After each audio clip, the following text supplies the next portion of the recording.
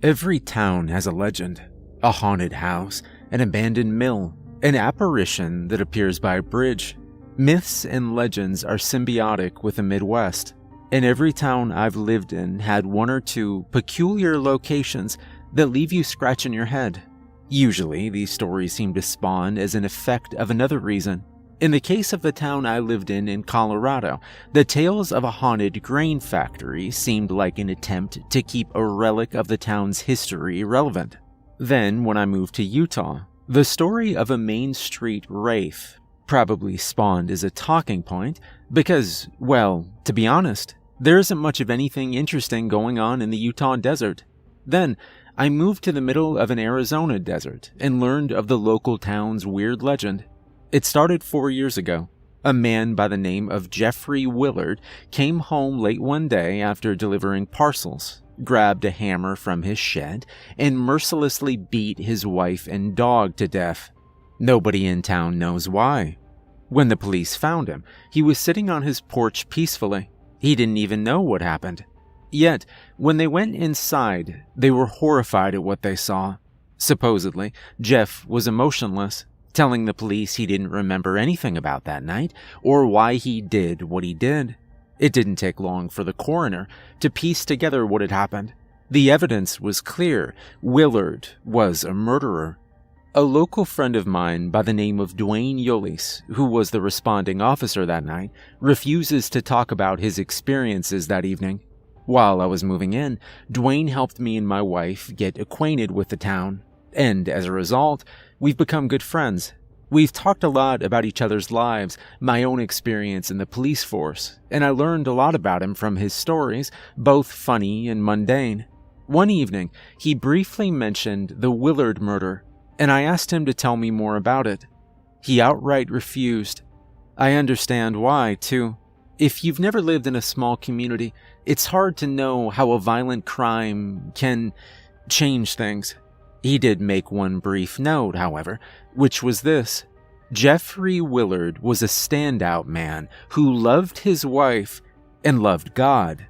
He never would have done something so heinous unless something had caused him to go mad. Despite his refusal to recount his story, it didn't take long to fill in more gaps, as it was a common talking point in the local bar, even 4 years later. Everything anyone's ever said was that he was a normal man living a normal life, and the morning of the murder, nothing was out of the ordinary. He went to work, seemed peaceful and amiable, and appeared normal until he wasn't seen until after the murder. There was no sensible rationalization for why he did what he did. The only one who had any sort of insight was the local barkeep, Tom Davis, who recounted his experience the night of the murder to me many times. Per his story, he was closing the bar when he saw Willard's headlights coming in from the desert from the west. As he says, I already knew something strange was going on when I saw someone coming down Reverie Road during the night. Willard drove by the bar, and as Tom says, it was like he was entranced. He was driving slowly, ignoring stop signs and traffic lines. As he drove by, Davis says that he got a glimpse of Willard's face. To this day, Davis insists that there was no life in the man's eyes as he drove by. That brings me to the subject of my town's local oddity, Reverie Road. On the west side of town, there's a road that begins between the gas station and the bar. It starts by the gas station and goes straight into the desert. Nobody has any idea where it goes. There are no houses in the direction it heads off to. There are no towns. There are no lakes, no mines, no rivers. There are no hotels, schools, gas stations, telephone lines, windmill farms, power plants, landfills, cattle ranches. The road does not have a highway marker. It does not even have marks in the pavement. Reverie Road is an enigma. The road does not go anywhere, but has been here even before the town. Well, why not drive down it and see where it goes? I've asked. Everyone in the community has their own story about how they tried, yet every attempt ended in failure. As it turns out, if you decide to turn onto Reverie Road, you will find yourself at an embankment after about 3 miles. There's a bridge that crosses this embankment, but it's fallen apart. When this was, nobody has any idea. However, crossing this trench is impossible with a motor vehicle, so nobody has been able to see where exactly the road ends. You can probably see how the murder and road's peculiar nature muddled together to form a local legend. People began to speculate. What was Willard doing on that road that night? What caused him to have an episode of extreme violence? Was it possible that something on the road provoked Willard to kill his family? Theories began to abound. One week, Reverie Road led to an ancient burial ground. Next week, the road was inhabited by skinwalkers. Some think that maybe there's a government mind-bending facility, or even Area 51. Maybe Willard had an encounter with aliens. Maybe at the end of the road, there's a cult of cannibal hillbillies, or a chemical plant that produces a toxin that turns the rabbits gay. More logical conclusions abound, certainly, but even those hardly make any sense. The local area has no natural resources to mine for, and there never were plans on having a town in that direction, considering it was off the path of an already established highway. There are no bodies of water, and the land is not arable. There is no consensus on where this road goes, and hardly any history on its construction. The only thing that's certain is that if you stand on the edge of the dilapidated bridge, Reverie Road continues on indefinitely into the desert to a destination that's impossible to know. A few curious adventurers have tried to find out where the road goes. However, the Arizona desert is harsh, and as established, you can't drive past the embankment. So, after months of speculation and a little bit of exploration, an urban myth was born. There's a mysterious road in the desert, and a man drove down it and came back and killed his wife and dog. Insert your own reason why. Eventually, time eroded the myth, and people began to forget about Reverie Road again. The story of Willard's violent act silently became a bruise in the town's history. Life began to return to normal, and only fragments of the original fascination with this street remained. There were still believers, but for the most part, nobody cared to speculate further. Reverie Road was just a road. That was until yesterday morning. There's no way to cut to this. I was minding my business, filling my car up at the gas station. It was a typical Monday morning. My wife was in the passenger seat when she suddenly tapped on the window and pointed out into the desert. I turned towards the road and quickly saw a shape moving towards the town. I watched as it drew nearer, and eventually those that were nearby stopped what they were doing to see this mysterious figure emerging from the desert. Soon, the shape came into focus as it got closer. It was a man limping, and he was dragging something behind him. As it got closer, I could hear my wife scream from inside the car, and my heart dropped. It was Tom Davis, the barkeep.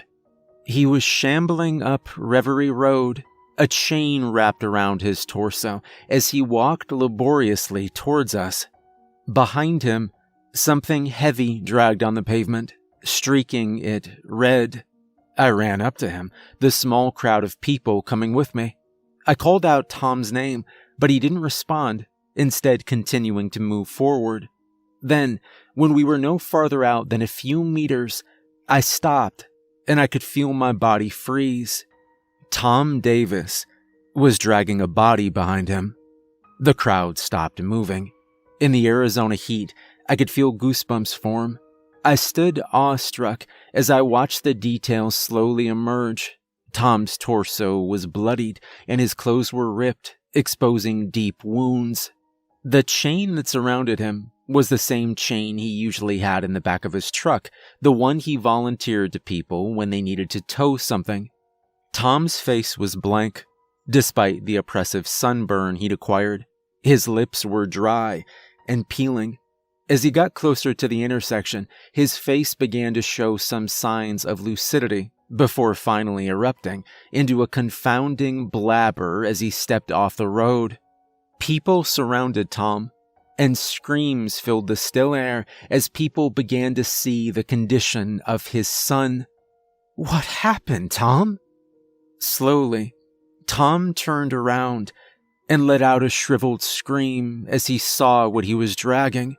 I told my wife to drive home, and the police were immediately called. People started moving away from Tom, watching in silent horror as it appeared he regained consciousness. He dropped to the pavement, crying into the air and screaming louder than any man I'd ever heard scream. I watched a father try to remove the chains from his son. I watched a father try to administer CPR. I watched a father endlessly call out his son's name. And I finally watched a father hold his son's corpse as his wails were not returned. I could only stand with a stiff hand covering my mouth, keeping my distance from the scene as I realized what I was witnessing. Sirens blared from the distance, and in no time, Officer Yulee stepped out of his cruiser, placed his hat to his chest, and covered his mouth in horror. The officer stood there, shaking. I watched his knees wobble before he turned around to the cruiser, nearly falling against the door. After a few minutes of abject panicking, he calmed himself before approaching Tom slowly. Tom Davis was apprehended. The body was examined by the responding officers. Nobody had a question about what happened. And within the hour, the legend of Reverie Road returned. After Tom was apprehended, the officer organized a search party to find their vehicle and Tom's wife, as well as any supporting evidence about what might have happened.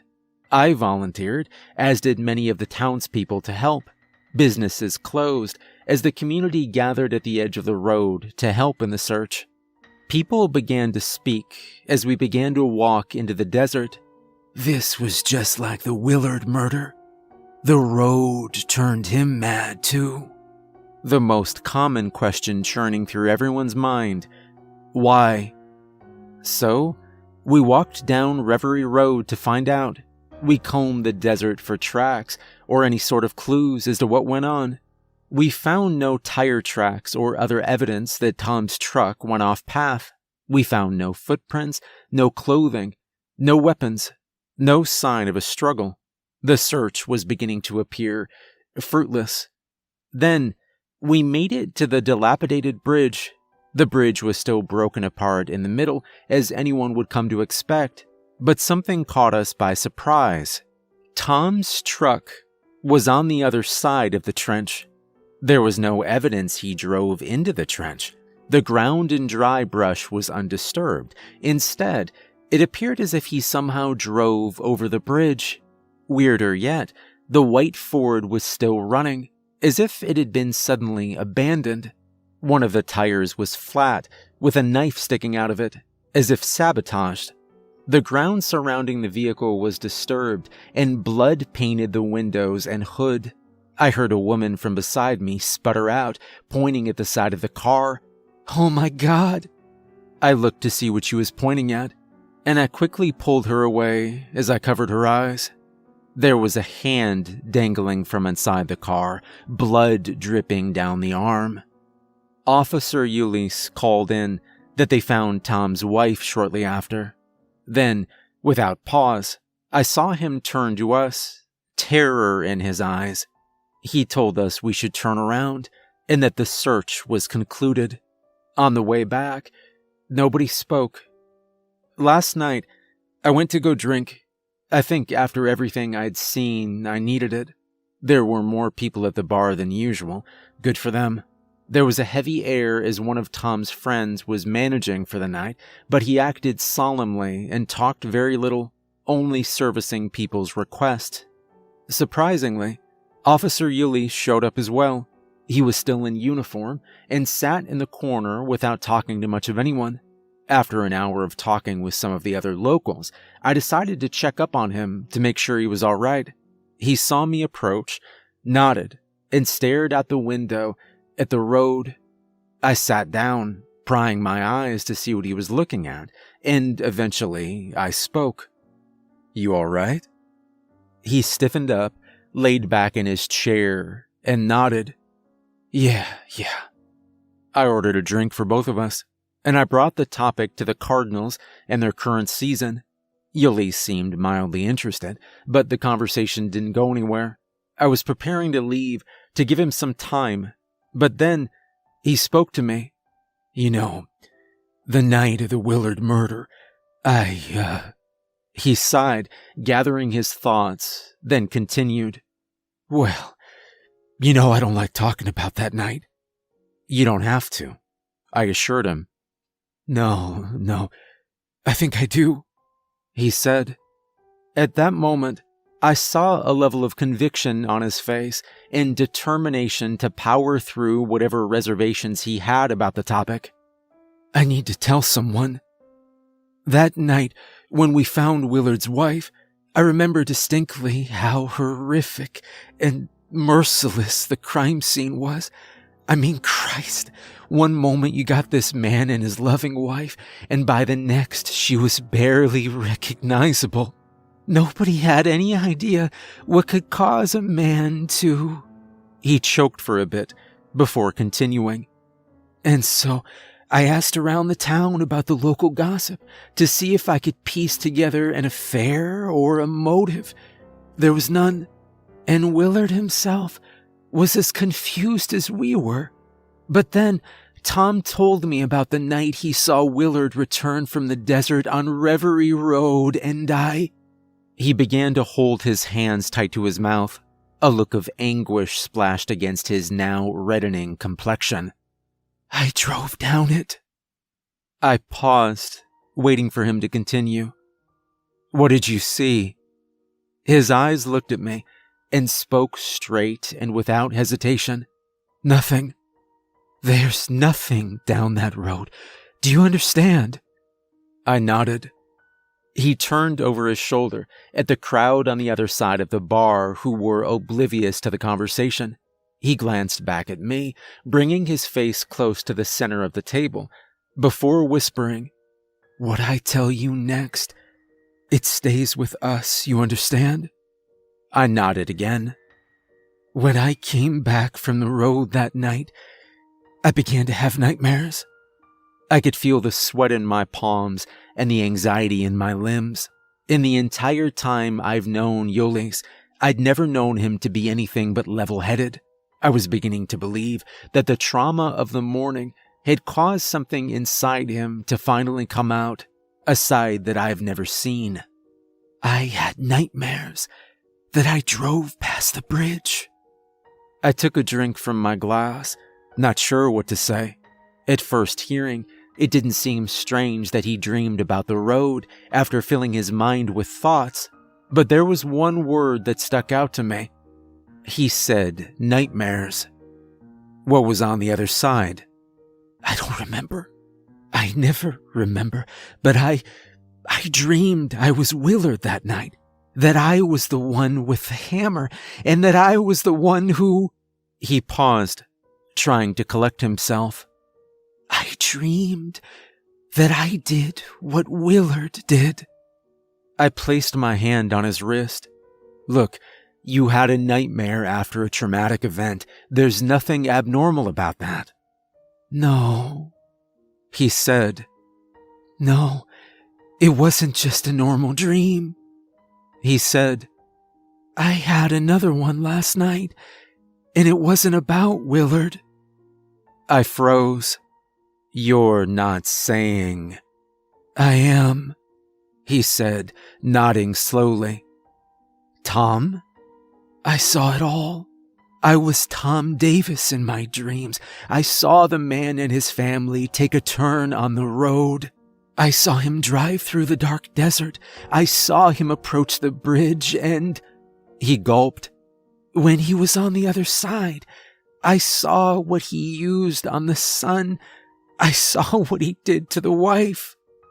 My mouth just hung open. I didn't know what to say. Yolis was letting tears stream down his face at this point. and I sat silently. "You didn't see the wife's body," he continued, "but I did, and it was exactly as Tom left it, weapon and all." Another long pause. "How can someone do those things? I could have stopped him. I saw it coming. I could have stopped it from happening." I wanted to try and calm him down, try and tell him there was nothing he could have done. Instead, I sat silently, taking in everything I'd heard. The conversation turned back to other things, and I tried my best to keep his mind off of whatever was eating at him. We only hung around for another hour before the bar closed, and I wished him farewell. He said goodbye, a faint optimism that maybe everything was going to be fine. I knew deep down that he wasn't going to sleep that night. So I got to my car and began driving out of the bar lot. Not long after, I made it to the stoplight at the intersection with Reverie Road. The air was warm and still, and as I waited for the light to turn green, my eyes went to the dark road that drifted into the vast desert. The streetlights illuminated the entrance, but that was it. Reverie Road was shrouded in black. I turned my gaze back to the street ahead of me, staring at the main street again, continuing my wait as the light was still red. Then, like a magnet, my eyes went back towards Reverie Road. Its draw overpowering, and the allure indisputable. I began to wonder, how much could it hurt to go down this road real quick to see if I could find something myself? It was pulling my focus, and all I could wonder was what was down there. Nothing. That's what Yulis had said. There's nothing down that road. Do you understand? But there was something. I could feel it. The road was sucking me in. A car honked behind me, and I looked back up to the traffic light. It was green. Without hesitation, I put my turn signal on, turned up my headlights, and I turned onto Reverie Road. I drove into the desert, carefully and slowly.